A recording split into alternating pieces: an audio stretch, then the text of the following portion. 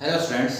तो आज हम स्टार्ट करने जा रहे हैं मूविंग कॉइल गैल्वेनोमीटर, जो कि मैग्नेटिक इफेक्ट ऑफ करंट का नेक्स्ट टॉपिक है, जो कि हमने लास्ट टाइम छोड़ दिया था। क्योंकि ये पूरा टॉपिक बन जाता है, इसके लिए पूरा टाइम देना पड़ता है, इसलिए समझ में आएगा और एग्जाम के अंदर 5 मार्क्स की वैल्यू रखता है अपने लिए। तो बच्चों हम थोड़ा सा समराइज करें पिछले टॉपिक को। तो पिछला टॉपिक हमने क्या किया था, एक करंट कैरिंग लूप था। Current carrying loop magnetic field में रखा गया था, मैग्नेटिक फील्ड में रखा गया था। तो उसकी वजह से हमने क्या निकाली थी, उसके ऊपर टॉर्क। क्या निकाली थी? टॉर्क निकाली थी। भाई एक करंट कैरिंग लूप है, अगर वो किसी मैग्नेटिक फील्ड में रखा जाए तो उस पर कितनी टॉर्क लगती है। जो टॉर्क का फॉर्मूला आया था वो आया था NIBA sin theta, NIBA sin theta. और याद करो बच्चों, मैंने आपको बताया था जो कुछ भी हमने इस टॉपिक में किया है वही हम मूविंग कॉइल गैल्वेनोमीटर में यूज करेंगे, मूविंग कॉइल गैल्वेनोमीटर में यूज करने वाले हैं आज। यही हमारा मूविंग कॉइल गैल्वेनोमीटर रहेगा। जो हमने किया था, सारा बेसिक किया था, ये मैं बता चुका हूँ। और मैंने बताया था कि कैसे क्या कुछ टॉर्क वगैरह निकलती है। आप थोड़ा बहुत समराइज करेंगे इसको कैसे ना कैसे करके। Moving coil galvanometer it is used to measure. इसका यूज किस लिए होता है? देखिए बच्चे, जब हमने व्हीटस्टोन ब्रिज किया था तो बीच में हम ऐसे एक गैल्वेनोमीटर लगा रहे थे। गैल्वेनोमीटर का काम क्या होता है? करंट को मेजर करना। क्या होता है? करंट को मेजर करना। तो ऐसे एमीटर भी होता है, गैल्वेनोमीटर भी होता है, लेकिन समझेंगे। It is used to measure the direction of current. Current के डायरेक्शन को पता करने के लिए in the electrical circuit. Electrical circuit में करंट की डायरेक्शन किस तरफ है, इसको मेजर करता है। ये principle it is based on the fact that when a current carrying loop or a coil is placed in uniform magnetic field। कल हमने किया था ये टॉपिक, मैं कल वाला टॉपिक पे आता हूँ। अगर कोई करंट कैरिंग लूप है, करंट कैरिंग लूप है, इसमें करंट आई फ्लो कर रहा है। अगर कोई करंट कैरिंग लूप किसी मैग्नेटिक फील्ड में रखा हो, इट एक्सपीरियंस टॉर्क। ये हमने किया था कि क्या फील करता है? टॉर्क फील करता है, विच rotate in loop the loop. और उसी टॉर्क की वजह से जो लूप है वो रोटेट करता है। इसी टॉर्क की वजह से जो लूप है वो रोटेट करता है। क्लियर पॉइंट बच्चों? जैसे हमने कल टॉपिक में किया था, एक मैग्नेटिक फील्ड में एक लूप रखा हुआ है तो उस पर क्या लगती है? टॉर्क लगती है। अगर हम थोड़ा सा समराइज करें इसको, थोड़ा सा देखें तो क्या हुआ था।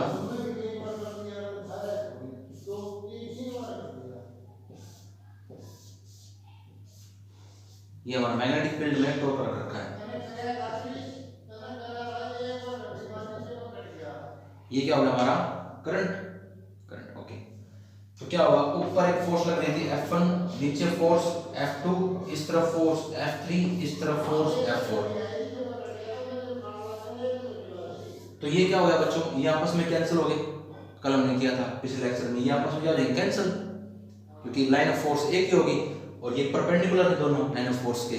तो इन दोनों की वजह से क्या लगेगी? टॉर्क। F3 और F4 की वजह से, F3 और F4 की वजह से क्या लगेगी? टॉर्क। क्या लगेगी बच्चों? टॉर्क। ये हम कर चुके हैं।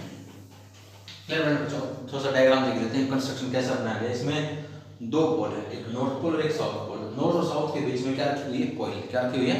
कॉइल, जिसको हैंगिंग मतलब सस्पेंड किया गया है फोर्स ब्रॉन्ज स्ट्रिप के साथ। फोर्स ब्रॉन्ज स्ट्रिप के साथ। यहाँ पे दो टॉर्जन हेड लगा रखे हैं और नीचे क्या लगा रखा है? स्प्रिंग।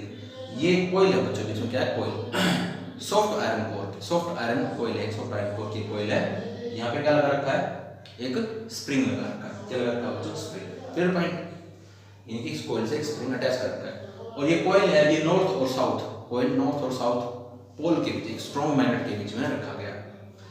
तो बच्चों प्रिंसिपल क्या है? जब भी एक कॉइल को, किसी कॉइल को एक दो मैग्नेट पोल्स के बीच में रखा जाएगा तो क्या करेंगे? मैग्नेटिक फील्ड में रखा जाएगा। तो टॉर्क फील करेगा, टॉर्क फील करेगा तो बॉडी रोटेट करेगी, कॉइल रोटेट करता है। आई थिंक बच्चों आपको प्रिंसिपल समझ में आ गया होगा। प्रिंसिपल में क्या कुछ बोला गया? फिर बच्चों तो मूविंग कॉइल गैल्वेनोमीटर में क्या लगेगी? टॉर्क। क्या लगेगी बच्चों? टॉर्क। तो टॉर्क क्या लगेगी? हमने पता किया था NIBA sin theta, NIBA sin theta. ये हम लास्ट लेक्चर में पढ़ के आ चुके हैं। अगर थीटा कितना हो जाए? 90, यानी कि कॉइल में जो कॉइल है मैग्नेटिक फील्ड के परपेंडिकुलर हो जाए। क्या हो जाए? कॉइल मैग्नेटिक फील्ड के परपेंडिकुलर, थीटा 90, तो इज इक्वल टू NIBA। इतने टॉर्क लग रही होगी बच्चों, इतने टॉर्क लग रही होगी। और इसी टॉर्क की वजह से कॉइल क्या करेगा? इसी टॉर्क की वजह से कॉइल रोटेट करेगा। क्या करेगा? Coil rotate. अगर कॉइल रोटेट करेगा तो torque is directly proportional to phi, torque is directly proportional to phi. ये क्वेश्चन नंबर 1। यहाँ पे फाई क्या है बच्चों, ट्विस्ट क्या है यहाँ पे, ट्विस्ट। ध्यान से सुनो जो मैं बताने जा रहा हूँ। जैसे देखिए यहाँ पे क्या लगा हुआ, स्प्रिंग, क्या लगा हुआ नीचे, स्प्रिंग। ध्यान से देखो यहाँ पे क्या लगा हुआ, स्प्रिंग। जैसे जैसे कोयल रोटेट करेगा, कोयल रोटेट करेगा, उसके नीचे स्प्रिंग है। अगर कोयल रोटेट करेगी तो स्प्रिंग रोटेट करेगा, कोयल रोटेट करेगी, कोयल रोटेट कर रहा है टॉर्क की वजह से, टॉर्क की वजह से। तो जैसे जैसे कोयल रोटेट करेगा ऐसे ऐसे स्प्रिंग रोटेट करेगा। स्प्रिंग का रोटेट करना क्या होता है, ट्विस्ट। क्या होता है, ट्विस्ट। तो जितनी ज्यादा टॉर्क उतनी ज्यादा ट्विस्ट, या फिर जितना ट्विस्ट उतना टॉर्क लग रहा है। भाई जितना स्प्रिंग ट्विस्ट करेगा उतना टॉर्क लग रहा है, साफ सी बात है। तो torque is directly proportional to twist in spring, twist in spring, twist in per twist. जैसे टॉर्क इज कांस्टेंट क्या लगा दिया, के फाई। यहाँ पे के क्या है, कांस्टेंट, के क्या है, constant, and phi for twist. कितना ट्विस्ट हो रहा है स्प्रिंग के अंदर वो है, torque is directly proportional to per twist, twist, twist in spring, twist in spring, K phi. ये क्वेश्चन नंबर 2। एक टॉर्क की वैल्यू हमारी कितनी आई, NIV है। एक टॉर्क की वैल्यू कितनी आई, के फाई। दोनों क्या कर दो, इक्वेट, इक्वल इक्वल पुट कर दो, इक्वल इक्वल हम पुट कर देंगे बच्चों। यानी कि K phi is equal to NIPA is equal to K phi. यहां से आई कितना आ गया, K phi NBA, K phi into NBA। I कितना आ गया यहां से, K divide by NBA into phi, NBA into phi, NBA into phi. ये सारा क्या बच्चों, कांस्टेंट। ये क्या है, कांस्टेंट। के constant, N constant, B constant. Number of coils, जैसे नंबर ऑफ टर्न्स कितनी है, नंबर ऑफ टर्न्स ऐसे कितनी है, मैग्नेटिक फील्ड एरिया के, ये सारा क्या है, कांस्टेंट। अगर ये सारा कांस्टेंट है, इसको हटा दें, इसको हम हटा दें, तो I is directly proportional to 5, I is directly proportional to 5, NIBA torque, और K 5 भी क्या, टॉर्क को टॉर्क के इक्वल, I की वैल्यू आ गई, 5 को बाहर निकाल लिया। ये सारा क्या कांस्टेंट, कांस्टेंट हटाएंगे तो I is directly proportional to 5। चीज नोट करो, I is directly proportional to 5। जितना ज्यादा ट्विस्ट उतना ज्यादा करंट, जितना ज्यादा ट्विस्ट उतना ज्यादा करंट। यानी कि अगर करंट मेजर करना था आपको ट्विस्ट मेजर करना पड़ेगा, आपको ट्विस्ट मेजर करना पड़ेगा। I is directly proportional to 5। Clear point बच्चों। आई थिंक आपको ये मूवी कोलिमेटर टॉपिक है ये समझ में आया होगा। अब आ गया बच्चों sensitivity of galvanometer, sensitivity of galvanometer. इसकी थ्योरी है, जो कि बीच में मैंने थ्योरी नहीं लिखी, सारी थ्योरी है।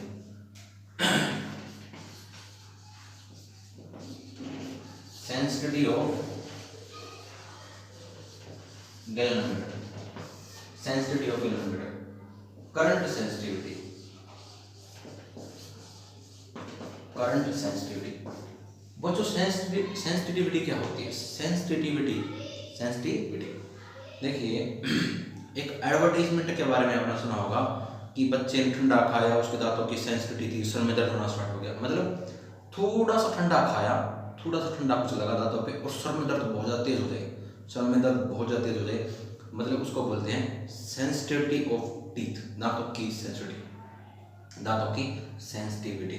ऐसे ही यहाँ पे भी सेंसिटिविटी होती है। ये कोई गैल्वेनोमीटर है बच्चों, गैल्वेनोमीटर में क्या होती है, निडल, क्या होती है, निडल एक सुई होती है। ये हमने जब व्हीटस्टोन ब्रिज किया था तो वहाँ पे एक निडल की बात कर रहे थे, निडल डिफ्लेक्शन दिखाएगी, निडल डिफ्लेक्शन दिखाएगी, मतलब करंट पास होगा तो निडल तो साफ सी बात है डिफ्लेक्ट होगी और डिफ्लेक्शन दिखाएगी। तो करंट सेंसिटिविटी क्या होता है बच्चों, हमने गैल्वेनोमीटर में से थोड़ा सा करंट पास किया, ना के बराबर थोड़ा बहुत करंट पास किया और डिफ्लेक्शन बहुत ज्यादा है, डिफ्लेक्शन बहुत ज्यादा है। भाई एक गैल्वेनोमीटर में डिफ्लेक्शन तो बहुत ज्यादा है और करंट, थोड़ा सा करंट पास करने पे, गैल्वेनोमीटर में थोड़ा सा करंट पास करने पे डिफ्लेक्शन क्या दिखाई, बहुत ज्यादा, डिफ्लेक्शन बहुत ज्यादा दिखाई, उसको क्या बोलेंगे, करंट सेंसिटिविटी। तो करंट सेंसिटिविटी क्या बन गया बच्चों, करंट सेंसिटिविटी डिफ्लेक्शन पर करंट, पर unit current, deflection per unit current, पर यूनिट करंट। एक यूनिट करंट पास करने पे कितना डिफ्लेक्शन आता है, कितना डिफ्लेक्शन आता है, कितना डिफ्लेक्ट हुआ per unit current is known as current sensitivity, known as current sensitivity IS। और करंट का फॉर्मूला क्या था, K divided by NBA, K divided by NBA हमने निकाला था, तो क्या बन गया ये NBA divided by NBA divided by K, NBA divided by K into 5। ये हमारे क्या आ गया जो करंट सेंसिटिविटी। हाँ तो बच्चों करंट जो सेंसिटिविटी है वो कितनी हो जाएगी, K divided by NBA into 5, 5 से 5 कैंसिल, यहाँ पे 5 से 5 कैंसिल, तो NBA बाय K जो करंट सेंसिटिविटी आएगी हमारी वो कितनी आएगी, NBA by K, NBA by K। ये हमारे क्या निकला है, करंट सेंसिटिविटी, करंट सेंसिटिविटी। अब जो करंट सेंसिटिविटी है उसको इंक्रीज या डिक्रीज करना हो तो इंक्रीज या डिक्रीज करना हो तो कैसे इंक्रीज कर सकते हैं, कैसे डिक्रीज कर सकते हैं। देखिए IS directly proportional to n है, n को हम बढ़ा दें, n बढ़ेगा IS बढ़ जाएगा, लेकिन एक लिमिट तक, लेकिन एक लिमिट तक, क्योंकि n ज्यादा बढ़ेगा तो रेजिस्टेंस बढ़ जाएगा और करंट सेंसिटिविटी डिक्रीज कर जाएगी एक लिमिट तक। हम लिमिट से ज्यादा n नहीं बढ़ा सकते, n बढ़ेगा रेजिस्टेंस बढ़ जाएगा और उसकी वजह से करंट सेंसिटिविटी डिक्रीज कर जाएगी, इसलिए n को एक लिमिट तक बढ़ाना है। हम B को बढ़ा दें डायरेक्टली प्रोपोर्शनल, जितना मैग्नेटिक फील्ड बढ़ेगा उतना करंट सेंसिटिविटी बढ़ेगी, जितना मैग्नेटिक फील्ड बढ़ेगा उतना करंट सेंसिटिविटी बढ़ेगी। एरिया, जितना एरिया बढ़ेगा उतनी मैग्नेटिक फील्ड टकराएंगी, उतना करंट सेंसिटिविटी बढ़ेगी। एरिया बढ़ेगा तो करंट सेंसिटिविटी बढ़ेगी। K को डाउन कर दो, क्योंकि इनवर्सली K घटेगा तो IS बढ़ेगा, करंट सेंसिटिविटी बढ़ेगी। K घटेगा तो करंट सेंसिटिविटी बढ़ेगी। करंट सेंसिटिविटी K को इस कांस्टेंट क्या करते हैं, डिक्रीज करते हैं, तो करंट सेंसिटिविटी क्या कर जाएगी, इंक्रीज। ये है बच्चों करंट सेंसिटिविटी। क्या बच्चों, current sensitivity. Twist per unit current, deflection per unit current is known as current sensitivity 5 divided by I। I think बच्चों आपको ये करंट सेंसिटिविटी समझ में आ गया होगा।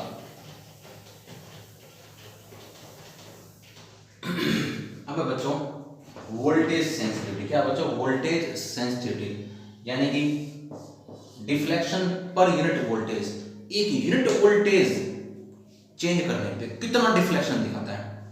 एक गैलोमीटर, जैसे करंट सेंसिटिविटी क्या था भाई, एक यूनिट करंट पास करने पे कितना डिफ्लेक्शन आया, एक यूनिट करंट पास करने पे डिफ्लेक्शन बहुत ज्यादा है, कितना डिफ्लेक्शन आया, वो क्या होगा, करंट सेंसिटिविटी। ऐसे ही एक यूनिट वोल्टेज चेंज करने पे कितना डिफ्लेक्शन चेंज हुआ, कितना डिफ्लेक्ट हुआ, उसको क्या बोलेंगे, voltage sensitivity. V equal to IR 5 divided by K5 डिवाइडेड बाय NBA इनटू R से R कैंसिल, इसको उठा के ऊपर ले जाओ, तो NBA bye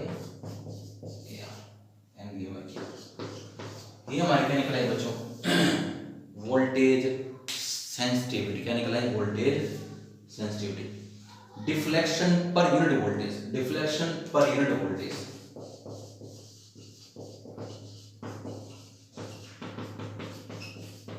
deflection per unit voltage is known as voltage sensitivity. 5 V equal to IR, I value put कर दे इनटू R, 5 से 5 कैंसिल, ये प्लस के ऊपर चला जाएगा, तो NBA बाय K। आज बच्चों आपको ये वोल्टेज सेंसिटिविटी भी समझ में आया। तो बच्चों ये पूछा जाता है गैलोमीटर के अंदर। गैलोमीटर में हम ये पूछते हैं ये कैसे क्या होता है। अब बात आती है बच्चों, अगर हमें गैलोमीटर को एमीटर में कन्वर्ट करना हो तो, गैलोमीटर को एमीटर में कन्वर्ट करना हो तो, ठीक है, how to convert galvanometer into ammeter. एक गैलोमीटर को एमीटर में कन्वर्ट कैसे करें, एक ही टॉपिक बनता है 2 मार्क्स का। देखिए बच्चों हमारे पास एक गैलोमीटर है, उसको एमीटर में कन्वर्ट कैसे करेंगे, उसको एमीटर में कन्वर्ट कैसे करेंगे, ठीक है, कैसे करेंगे। एमीटर क्या होता है बच्चों, वो भी करंट को मेजर करता है, ठीक है, और ये क्या होता है, गैलोमीटर, ये भी करंट को मेजर करता है। Clear point. जो गैलोमीटर होता है ये क्या करता है बच्चों, स्मॉल करंट को मेजर करता है, ये ज्यादा करंट को मेजर नहीं कर सकता। लेकिन क्या होता है बच्चों, अगर हमें लार्ज करंट को मेजर करना हो तो, हमें बहुत ज़्यादा बड़ा मात्रा में करंट मेजर करना हो तो, देखिए बच्चों ये बिल्कुल पॉइंटों में ये करंट को जो मेजर करता है ये पॉइंट में मेजर करता है, जो एमीटर होता है वो एम्पियर में मेजर कर देता है। ये पॉइंट एम्पियर को मेजर करता है और जो एमीटर होता है वो क्लियर पॉइंट ज्यादा मात्रा में कन्वर्ट, ये जो एमीटर होता है वो लार्ज अमाउंट ऑफ करंट को मेजर करता है और गैलोमीटर से बोलता हूं। अब दोनों में फर्क क्या है, देखिए बच्चों, हमको जो एमीटर है इसमें कन्वर्ट करने की जरूरत क्यों पड़ी वो मैंने बता दिया, लेकिन ऐसा क्या है कि एमीटर में लार्ज अमाउंट में हम मेजर कर सकते हैं और गैलोमीटर में स्मॉल अमाउंट में, ऐसा क्या है वो देख लेते हैं। देखिए बच्चों, हमने क्या किया, हम गैलोमीटर को पहले एमीटर में कन्वर्ट करने की कोशिश करें। गैलोमीटर को एमीटर में कन्वर्ट कैसे करते हैं, गैलोमीटर के पैरेलल में एक लो रेजिस्टेंस डिवाइस शंट, एक low resistance device shunt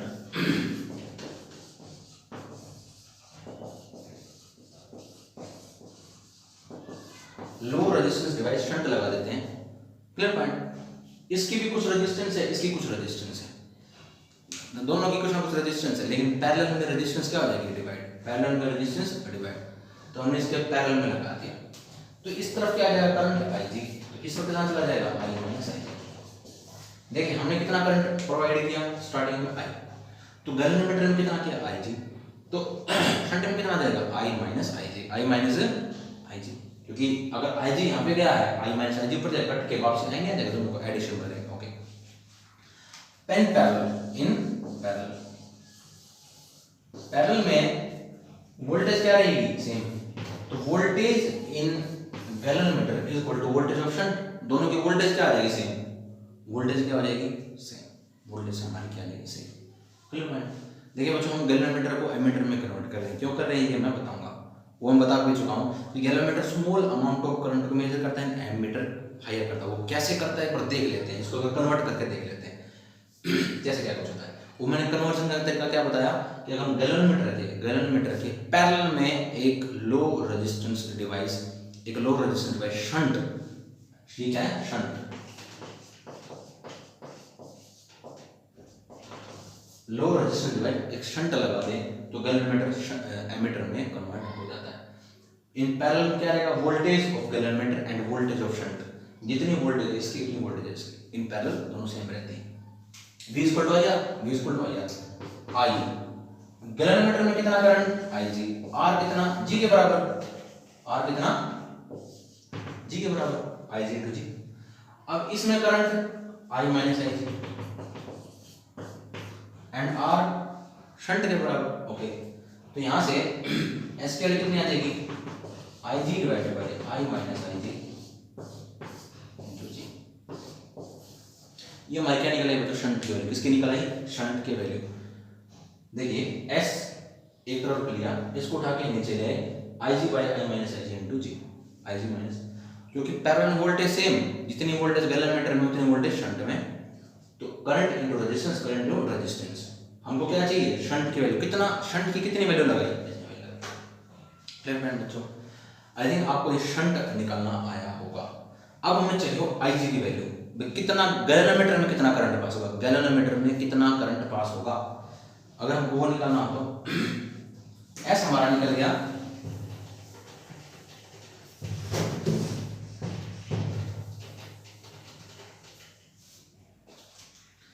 S आ गया बच्चों IG by I minus IG into G। Okay, अब हम निकालें IG की वैल्यू, S तो हमने निकाला, जो लो रेजिस्टेंस डिवाइस थी उसकी वैल्यू हमने निकाल ली। ओके, अब देखिए फिर से IG into G, I minus IG into S। Clear point. IG से क्या कर दो, डिवाइड,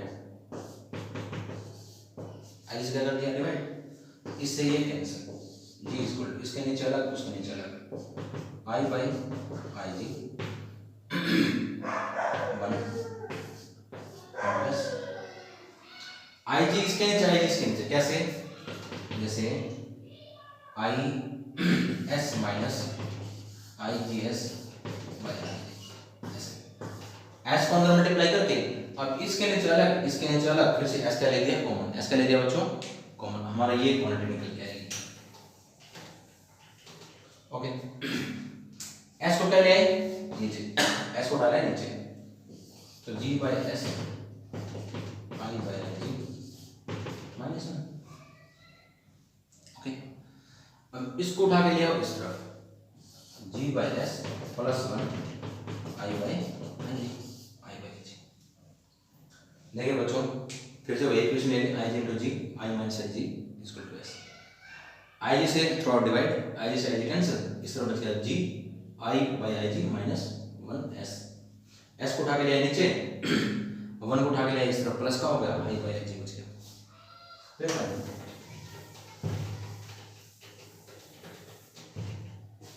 अब एलसीएम लीजिए इसका, g plus S by S, I by I G, पलट दे, I G by I S divide by G plus S, इसको आगे मल्टीप्लाई कर दो, इसको S divide by G plus S, ये हमारे किसकी निकले बेटो, आई जी की वैल्यू। इतना गैलोमीटर में इतना करंट होगा, गैलोमीटर में इतना करंट होगा।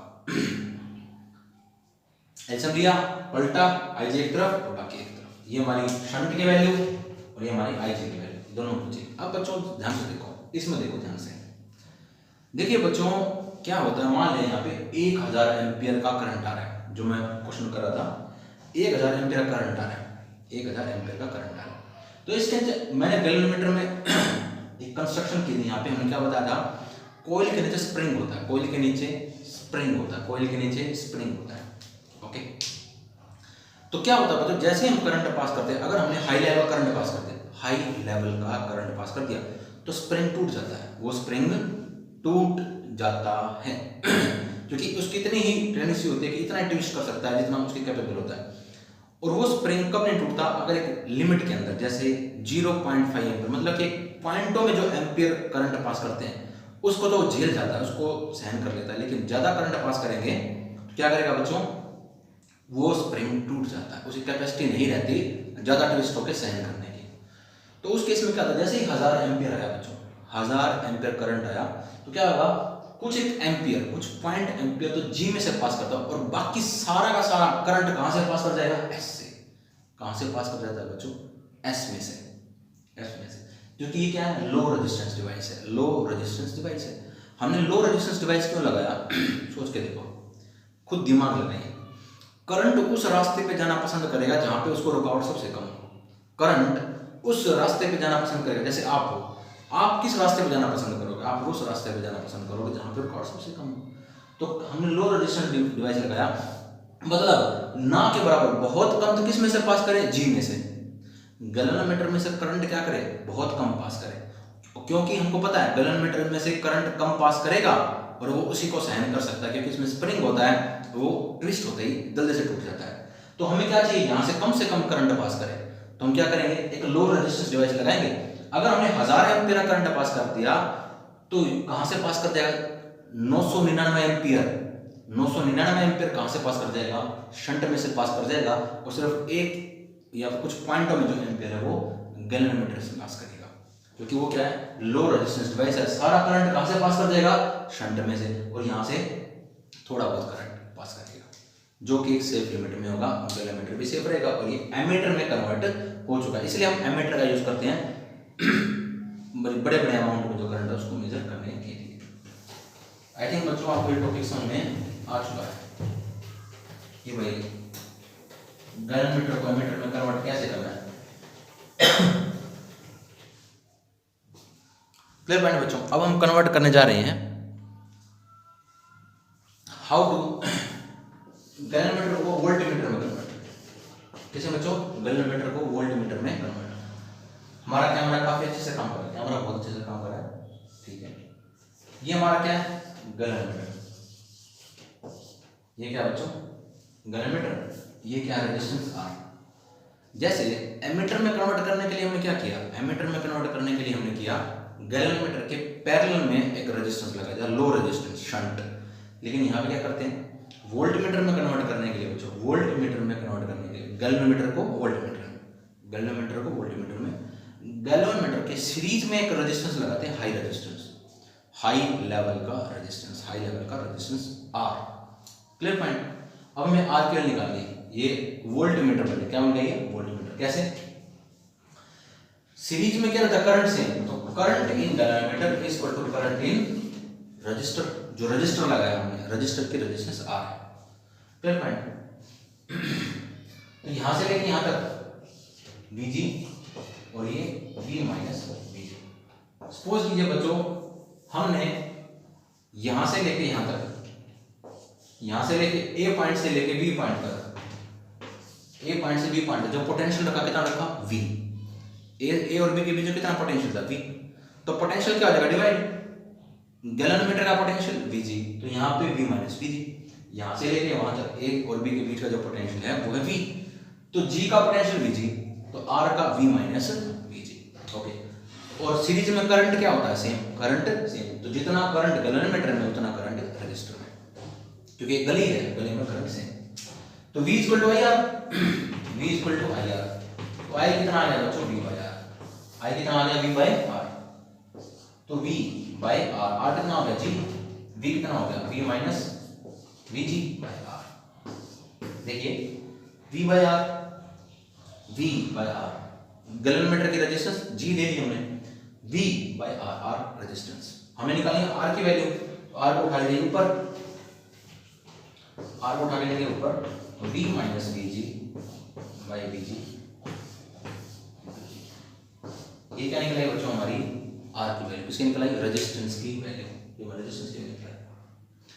फिर समझिए करंट सेम होगा, वोल्टेज डिवाइड हो जाएगी, डिवाइड होगी, तो Vg equal to VR, Vg V by R, V by R, R की वैल्यू निकाल ली। अब हमें किसकी वैल्यू निकालनी है, voltage in galvanometer, voltage in galvanometer की वैल्यू निकालनी है।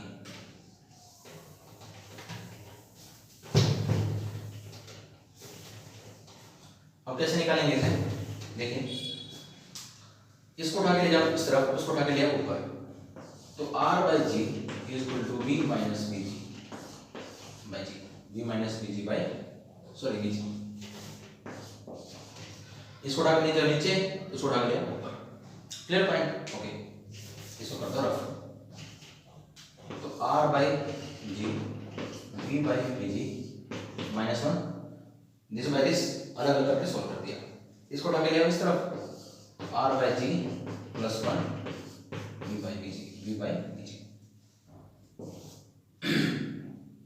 तो R plus G by G, V by Vg,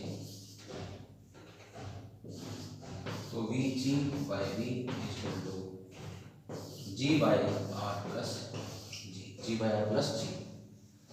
यहाँ से Vg की वैल्यू कितनी आ जाएगी बच्चों, G divided by R plus G into V। ये हमारी किसकी आ गई, voltage in galvanometer, voltage in galvanometer. R bye G, V minus G, ये मतलब देख लिया। ओके, अब इसके नीचे अलग, इसके नीचे अलग, इसको उठा के इस तरफ ले, प्लस का 1 हो गया, दोनों को पलट दिया, Vg की वैल्यू निकाल ली, G divided by R plus G, G divided by R plus G। Clear है बच्चों, आई थिंक आपको ये टॉपिक समझ में आया होगा, how to convert galvanometer into ammeter and how to convert galvanometer into voltmeter. ये वोल्टमीटर में कन्वर्ट हो गया।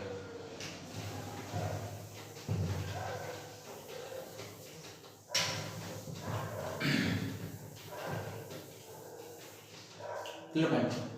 जो हमारा नेक्स्ट टॉपिक है बच्चों वो है मैग्नेटिज्म के बारे में। किसके बारे में, मैग्नेटिज्म के बारे में। आज इसको मैं थोड़ा सा ओरली बता देता हूँ, ये तो हमारा नेक्स्ट टॉपिक रहेगा, नेक्स्ट लेक्चर मैग्नेटिज्म, यानी कि ये हमारी यूनिट थर्ड का थर्ड पार्ट या सेकंड पार्ट कुछ ऐसा है, मैग्नेटिज्म। अर्थ के मैग्नेटिज्म के बारे में बात होगी यहाँ पे। सबसे पहले बच्चों मैग्नेट और मैग्नेटिज्म, सबसे पहले ये बात होनी चाहिए कि मैग्नीशिया नाम की जगह थी, मैं मैग्नेट के बारे में बता रहा हूँ। एक मैग्नीशिया नाम की जगह थी, तो वहाँ पे सबसे पहले स्टोन्स होते थे, स्टोन्स, और उनकी नेचर होती थी अट्रैक्टिव नेचर, वो आयरन जैसे स्टील वगैरह हुआ, इनको अट्रैक्ट करने की प्रॉपर्टी होती थी। तो मैग्नीशिया नाम की जगह पे मिला था, इसका नाम क्या पड़ा बच्चों, मैग्नेट। क्या पड़ा, मैग्नेट, मैग्नीशिया जगह के नाम से मैग्नेट पड़ा। Clear point. और आपको ये पता होगा कि 10th क्लास में आपने पढ़ा है कि जो मैग्नेट होती है उसके दो पोल होते हैं, एक नॉर्थ पोल और एक साउथ पोल, नॉर्थ पोल और साउथ पोल, ये आप पढ़ चुके हैं। मैं इसको जस्ट इंट्रोडक्शन दे रहा हूँ, इसके बारे में कुछ आगे नहीं करा रहा, north and south pole. Clear point. इसकी अगर हम प्रॉपर्टी की बात करें, इसकी हम प्रॉपर्टी की बात करें, सबसे पहले डायरेक्शनल प्रॉपर्टी। इसे क्या होती है? डायरेक्शनल प्रॉपर्टी होती है। जैसे ही आप इसको फ्रीली सस्पेंड करोगे धागे से, इस पंखे को बांध दिया या फिर छत को बांध दिया, तो ये नॉर्थ साउथ डायरेक्शन में आके सस्पेंड करती, लटक जाती है। नॉर्थ साउथ डायरेक्शन में आके सस्पेंड कर लेगी, अपने आप को लटका लेती है। एक डायरेक्शन आ जाएगी नॉर्थ साउथ की, उसमें आके सस्पेंड हो जाती है। Clear point. Magnetic strength is maximum at the pole. देखिए जो मैग्नेट होता है, मैग्नेट की जो स्ट्रेंथ होती है सबसे ज्यादा कहां पे होती है? पोल पे। नॉर्थ पोल साउथ पोल, पोल के ऊपर जो मैग्नेट होती है सबसे ज्यादा स्ट्रांग होती है। एंड वीक होती है बीच में, और बीच में क्या होती है? सबसे ज्यादा वीक होती है। वीक बीच में होती है और पोल पे ज्यादा स्ट्रांग होती है। Like pole repel and unlike attract. मान लिया दो पोल है, साउथ नॉर्थ, ये क्या करेंगे? रिपेल। क्या करेंगे आपस में? रिपेल। साउथ क्या करेगा? रिपेल। एंड नॉर्थ साउथ को attract. Fourth point, magnetic force between two poles obey inverse के लॉ। बिल्कुल सही है। देखिए टू चार्जेस थे, Q1 Q2, इनके बीच में जो फोर्स लग रही थी वो F इज इनवर्सली टू क्या थी? R का स्क्वायर। इसको बोलते हैं बच्चों इनवर्स स्क्वायर लॉ। क्या बोलते हैं? Inverse square law. जो मैग्नेट है वो भी क्या करती है? इनवर्स स्क्वायर लॉ को ओबे करती है। इनवर्स स्क्वायर लॉ को ओबे करती है। F is inversely proportional to R का स्क्वायर। इनवर्स स्क्वायर लॉ को ओबे करता है मैग्नेटिक जो पोल होते हैं। जितनी ज्यादा मैग्नेट की भी जो डिस्टेंस बढ़ेगी, फोर्स बढ़ेगी। जितनी फोर्स बढ़ेगी, जितना पास में लेके आओगे उतना फोर्स बढ़ेगी। डिस्टेंस घटेगी, फोर्स बढ़ेगी। Clear point. देखिए एक चीज और, जैसे आपने कूलम्ब्स लॉ किया था, कूलम्ब्स लॉ में क्या था?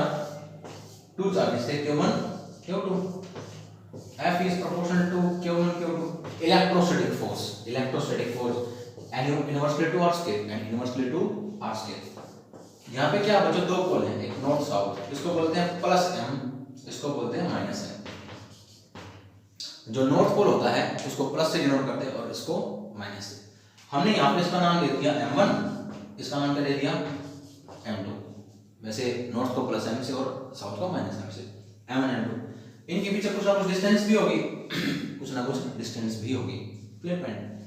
जैसे R ले ली हमने, जैसे पिछली बार लिया था, तो यहाँ पे क्या देगा? Magnetic force is directly proportional to क्या? m1 m2 and inversely to R का स्क्वायर। यानी कि जो फार्मूला हम इलेक्ट्रोस्टैटिक में दो चार्जेस के बीच में लेते हैं, ऐसे ही वही फार्मूला उसी तरीके से हम मैग्नेटिक फोर्स के बीच में भी फोर्स निकाल सकते हैं। यानी कि F is directly proportional to m1 क्या? Pole, first pole, second pole, m1 m2 divided by R का square. Clear point. Isolated magnetic pole never exist. देखिए कभी पोल मिलेंगे, इकट्ठे मिलेंगे। जैसे नॉर्थ पोल अकेला नहीं रह सकता और साउथ पोल अकेला नहीं रह सकता। नॉर्थ और साउथ हमेशा इकट्ठे मिलेंगे। मान लिया एक मैग्नेट है, उसके आप लाखों करोड़ों अरबों खरबों टुकड़े कर दो भाई, यहां से बीच से तोड़ दो तो आपको क्या मिलेगा? फिर से ये नॉर्थ, ये साउथ, ये साउथ, ये नॉर्थ, ये साउथ, ये नॉर्थ। इसके फिर टुकड़े कर दो, उसके भी नॉर्थ साउथ मिलेंगे। मैं कह रहा हूं अरबों खरबों टुकड़े कर दो, आपको मैग्नेट के हर टुकड़े के नॉर्थ साउथ पोल 100% मिलेंगे। कभी भी यूनिक पोल यानी कि साउथ आपको अकेला कभी नहीं मिलेगा, नॉर्थ कभी नहीं मिल सकता। हमेशा एक इसमें मिलेंगे, जोड़े में मिलेंगे। हमेशा पोल इकट्ठे मिलेंगे, जोड़े मिलेंगे, यूनिक अलग अलग नहीं मिलते। Two poles of never magnet always equal strength. दोनों किसकी स्ट्रेंथ की होती है? इक्वल स्ट्रेंथ है। दोनों की स्ट्रेंथ कैसे मिलेंगी? इक्वल, बराबर स्ट्रेंथ, ना किसी की कम ना किसी की ज्यादा। When to material is magnetized, either the rubbing with the magnet by passing to the magnetized coin। देखिए एक निडल है, एक सुई है, जैसे ही आप किसी मैग्नेट पे इसको रब करोगे, जैसे ही आप उसको किसी मैग्नेट पे रब करोगे तो उसके अंदर क्या होता है? उसके अंदर मैग्नेट की प्रॉपर्टी आना स्टार्ट हो जाती है। मैग्नेट की प्रॉपर्टी आना स्टार्ट होती है कैसे? कि जैसे आप इसको मैग्नेटिक फील्ड में रखोगे, जैसे ही आप इसको मैग्नेटिक फील्ड में रखोगे, रख दिया तो क्या होगा बच्चों? जैसे ही मैग्नेटिक फील्ड इसमें से पास होगा, जैसे ही मैग्नेटिक फील्ड इसमें पास होगा, क्लियर पॉइंट, इसके अंदर मैग्नेट की प्रॉपर्टी आना स्टार्ट हो जाती है। लेकिन मोमेंटरी टाइम के लिए, ऐसा नहीं होता। जैसे सुई धागे की रील होती है, आप उसको बार बार मैग्नेट पे रब करो, मैग्नेट पे रब करो। जैसे ही मैग्नेट पे रब करने के बाद 1 मिनट तक 2 मिनट का रब करने के बाद अब आप उसको किसी लोहे के पास लेके जाओ, इस निडल को किसी लोहे से चिपका के देखो, ये निडल चिपक जाएगी। ये नीडल चिपक जाएगी। लेकिन भाई आप 10-15 मिनट के बाद, 2 मिनट के बाद, 4 मिनट के बाद उसको फिर से चिपकाने की कोशिश करोगे उस नीडल को, सुई को, तो वो अपनी वो प्रॉपर्टी मैग्नेट की अट्रैक्शन वाली प्रॉपर्टी खो चुकी होगी, क्योंकि ये मोमेंटरी टाइम के लिए रहता है, ये ज़्यादा टाइम के लिए नहीं रहता। No further magnetization takes place. The line joining the north and south pole is called magnetic axis। देखिए ये हमारा नॉर्थ पोल, ये साउथ पोल। नॉर्थ और साउथ को मिलाने वाली जो लाइन होती है, नॉर्थ और साउथ को मिलाने वाली लाइन क्या होती है? Axial line. क्या होती है? Axial line. और नॉर्थ और साउथ पोल के परपेंडिकुलर जो लाइन होती है क्या बोलते हैं उसको? Equatorial line. क्या बोलते हैं? Equatorial line. Clear point? Equatorial line. आई थिंक बच्चों आपको सारे पॉइंट ही समझ में आए होंगे, सारे पॉइंट समझ में आए होंगे। Clear point? अब आगे अगला पॉइंट है a unmagnetised magnetic material has large number of magnetic molecules. देखिए अब क्या होता है बच्चों, हमारे पास कोई भी सब्सटेंस है, आपने मैग्नेटिक प्रॉपर्टी के बारे में, जो मैग्नेटिक मटेरियल है इसके बारे में आपने केमिस्ट्री में पढ़ लिया है।